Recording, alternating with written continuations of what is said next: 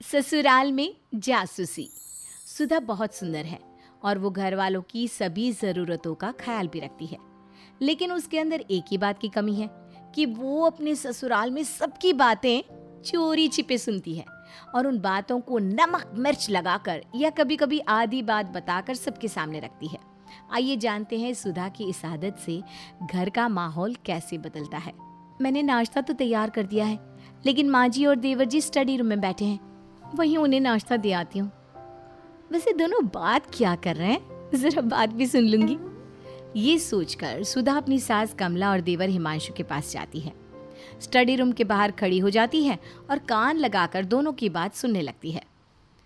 माँ, आप इस महीने भैया से घर खर्च के रुपये मत लेना। मगर क्यों बेटा, रोहन ने तुझसे कुछ कहा है क्या? नहीं माँ, भैया ने मुझसे कुछ नहीं कहा। तो फिर तू क्यों ये सब बोल रहा है? क्योंकि इस महीने भैया को काम में बहुत नुकसान हुआ है। क्या रोहन को नुकसान हुआ है? लेकिन उसने मुझे तो कुछ नहीं बताया। अब परेशान हो जाएंगी, शायद यही सोचकर नहीं बताया होगा। चलो अच्छा हुआ जो तूने मुझे बता दिया। ये सारी बात सुधा सुन लेती है और सीधा अपने पति के पास जाती है। रोहन जी, मुझे नहीं पता था कि आप मुझसे बातें छिपाएंगी। क्या हुआ सुधा, क्या बात छुपाई मैंने? जरा मुझे भी तो पता चले। यही कि आपको इस महीने काम में नुकसान हुआ है।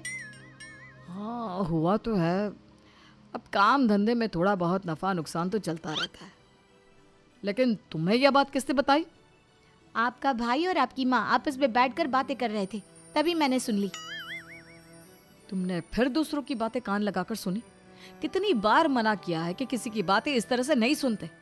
न जाने ये बात तुम्हें कब समझ में आएगी। मैंने जानबूझकर नहीं सुनी। मैं उन्हें नाश्ता देने जा रही थी और वो दोनों जोर जोर से बात कर रहे थे, तो मैं अपने कान बंद कर लेती क्या?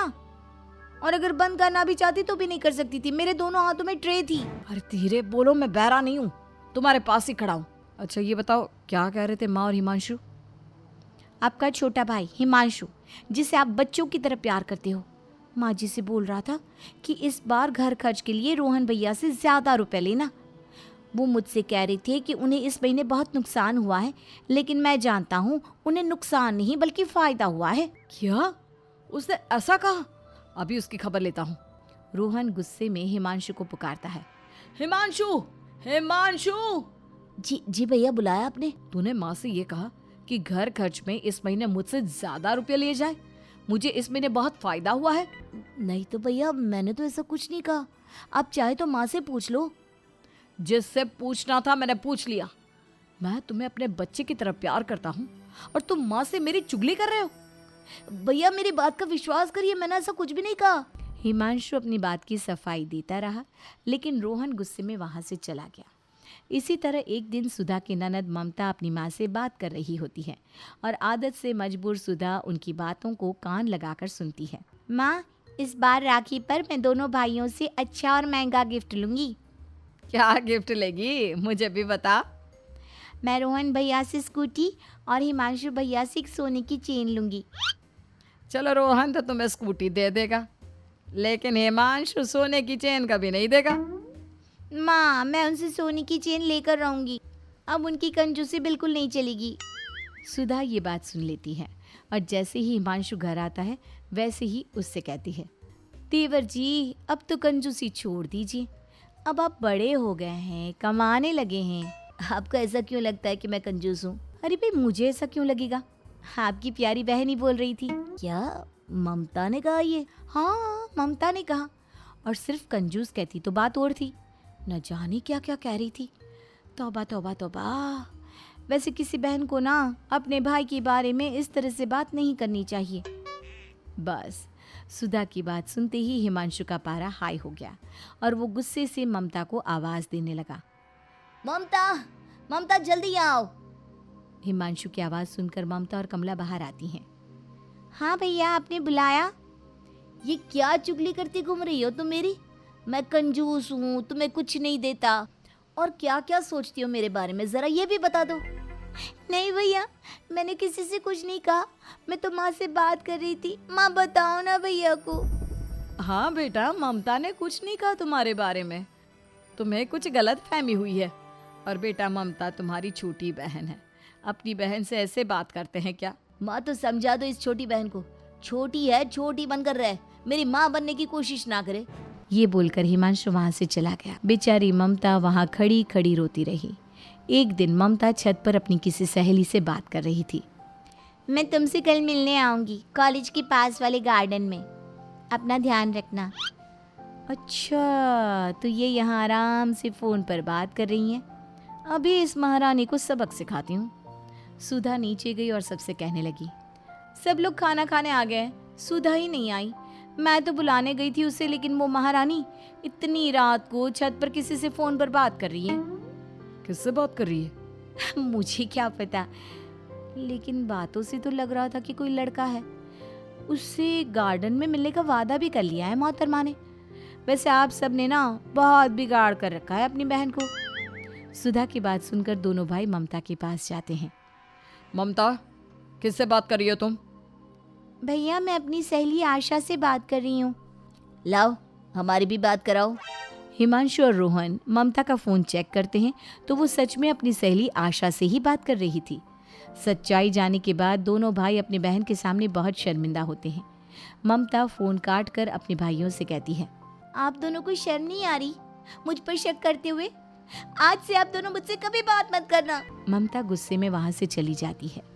इसी तरह से सभी घरवाले सुधा की वजह से आपस में बोलना बंद कर देते हैं। इस बात से कमला को बहुत दुख होता है और वो अपने तीनों बच्चों को बुलाकर कहती है, इतनी शांति तो इस घर में पहले कभी नहीं थी जितनी अब है। तुम तीनों पहले की तरह क्यों नहीं रहते?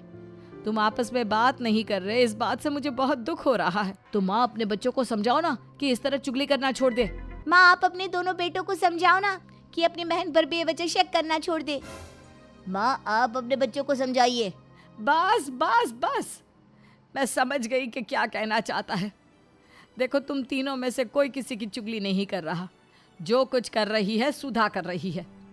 अब जैसा मैं कहती हूँ वैसा तुम करो। अब कमला, रोहन, हिमांशु और ममता चारों मिलकर सुधा को सबक सिखाने में लग गए। पहले सुधा कमला के कमरे की तरफ गई। वहाँ ममता और कमला बात कर रही थी। माँ आप हिमांशु भैया की शादी कब करेंगी? कर दूंगी, मगर ये बता तू इतना क्यों पूछ रही है? माँ वो है ना आपकी बहू सुधा, उसके जैसी बहू तो बिल्कुल मत लाना। वो सबकी बातें सुनती है और चुगली करके सबकी लड़ाई लड़वाती है। ममता की बच्ची मेरी बुराई कर रही है, इसे अभी मजा चखाती हूँ। सुधा अपने पति को ये बात बताने जाती है तो देखती है कि रोहन और हिमांशु आपस में बात कर रहे होते हैं। हिमांशु, तुम नया काम शुरू कर रहे हो, इस बात के बारे में सुधा को मत बताना। फिजूल में यहाँ से वहाँ चुगली करेगी और सबके बीच लड़ाई लड़वाएगी। हाँ भैया, वैसे भी पिछले दिनों घर में कितनी लड़ाई हो चुकी है, वो भी सिर्फ भाभी की वजह से। ये क्या? मैं तो अपने पति से सास और ननद की शिकायत करने आई थी। यहाँ तो मेरा देवर और पति ही मेरे खिलाफ जहर उगल रहा है। कोई बात नहीं, इनको तो मैं बाद में बताऊंगी। अब सुधा के साथ ऐसा ही होने लगा। वो जिसकी भी बात कान लगाकर सुनती या जिसकी भी जासूसी करती, वो सुधा की ही बुराई कर रहा होता। फिर वो अपने पति से शिकायत करने जाती तो उसका पति भी उसी की बुराई करता है। सुधा को समझ में नहीं आ रहा था कि ये बात कहे किससे। मैं क्या करूं? इस घर में तो सब मेरी ही बुराई करते हैं। मैं अपने गुस्से का बम किसके ऊपर गिराऊं? इस घर में तो तोपों के सारे मुंह मेरी ही तरफ है। एक काम करती हूँ, मैं आपसे किसी की जासूसी ही नहीं करूंगी। हाँ, यही ठीक रहेगा। अब सुधा ने ऐसा ही किया। वो अपने काम से काम रखने लगी और किसी की भी बात ध्यान से नहीं सुनती थी। हाँ, ये बात अलग है कि ध्यान से नहीं सुनती थी, मगर कान लगाकर सबकी बातें सुनती जरूर थी।